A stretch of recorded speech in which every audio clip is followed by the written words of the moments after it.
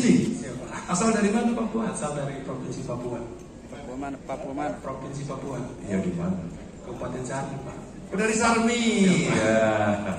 Oke, dari Sarmi sekarang kuliah di Universitas Samoleon, Fakultas Ekonomi dan Bisnis, jurusan Ilmu Ekonomi dan Studi Pembangunan. Studi Pembangunan. Nanti kalau sudah lulus pulang ke Sarmi. Siapa? Kembangkan Sarmi. Siap. Majukan Sarmi. Siapa? Sip. Yang mendidik. Maka guru juga yang mesti mendapatkan perhatian. Ya. Jadi pendidikannya itu ya ada pendidikannya diberikan, tapi gurunya juga. Walau apakah di muda. Pak, buat saya yang paling penting nomor satu adalah pendidik. Kita minta explore sehingga nanti kita berbicara dengan para guru, apakah kita sanggup melakukan tindakan itu cepat. Kira-kira 5 tahun seperti apa? Tidak boleh ada alasan, teman-teman. Ya, kamu bisa kembangkan dengan ilmumu, apalagi kita di studi pembangunan untuk menghitung.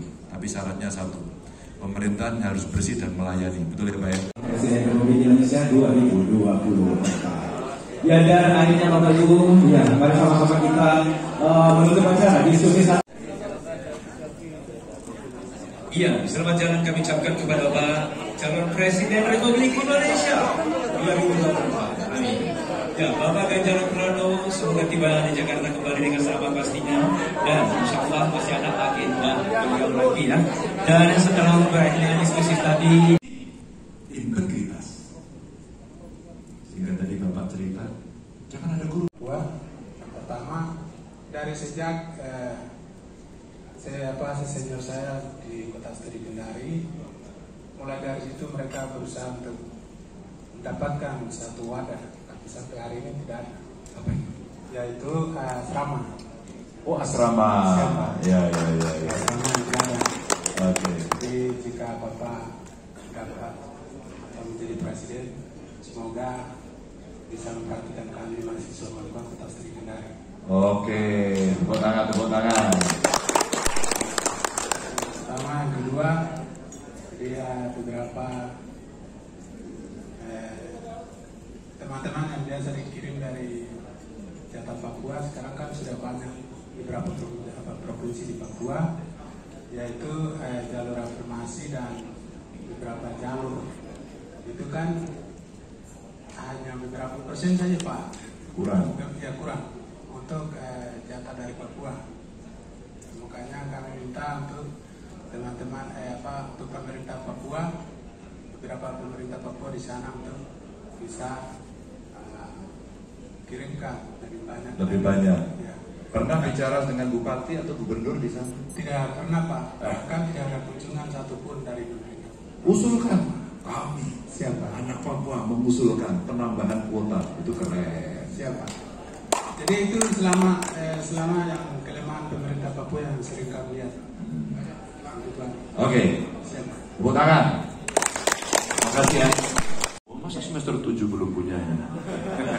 Harus selesai dulu. Bagus. Samuel, terima kasih. Ini pertanyaannya. Tutup layangan itu. Ya.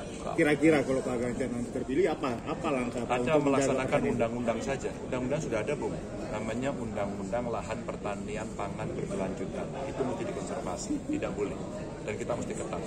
Godaannya biasanya adalah satu, suap, sehingga orang akan mengambil lahan-lahan yang sebenarnya secara patoknya, secara regulasi nggak boleh diambil. Yang kedua, kadang-kadang ada tekanan-tekanan. Disinilah saya katakan tadi mesti butuh pemimpin yang punya strong leadership, dia berani dan kemudian menjaga integritas. Kalau nggak pasti akan tergoda.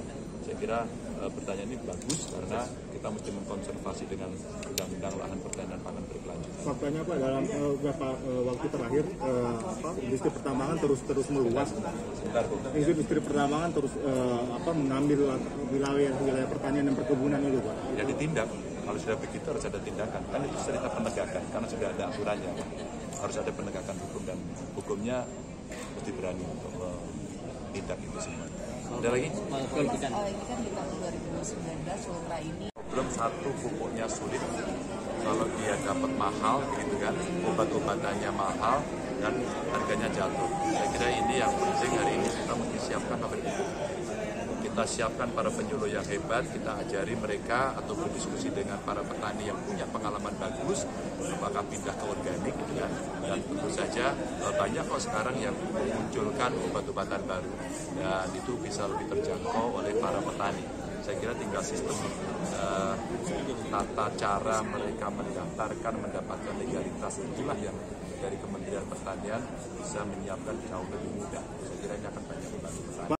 Sekarang nih Mas Ganjar targetnya sebenarnya pasang berapa di Sumatera dan ada strategi khusus terkait dengan nanti kawan-kawan dari TPD lagi kita akan bertemu, mereka yang akan menyiapkan lapangannya dan tentu semua pasti akan membandingkan apa kemudian yang diinginkan pada saat itu diceritakan dengan kondisi hari ini dan kita akan menawarkan sesuatu yang baru kan, pembangunan SDM, pemberantasan korupsi, terus kemudian bagaimana potensi sumber daya alam bisa dikelola dengan SDM lokal, rasa-rasanya itu bisa menjadi tawaran kita, termasuk bagaimana mengembangkan otonomi daerah dan keyakinan ini mesti diberikan kepada masyarakat berdasarkan pengalaman dan bukti kita masing-masing. Kalau belum pernah melakukan, tentu kita akan berpikir terlalu sulit. Tapi ketika ada bukti, orang-orang akan bisa belajar. Oh, ternyata bisa dan pernah melakukan. Dan saya kira nanti kawan-kawan TPD akan menyiapkan komunikasinya, spasialnya, komunitasnya, sehingga komunikasi bisa lebih efektif untuk meyakinkan satu ini. Mas Ganjar selalu. Ya, pakai dulu. Dan juga kita tahu Ya. Ini pertanyaan bagus, saya senang sekali karena suaranya lantang di Kendari di suarakan.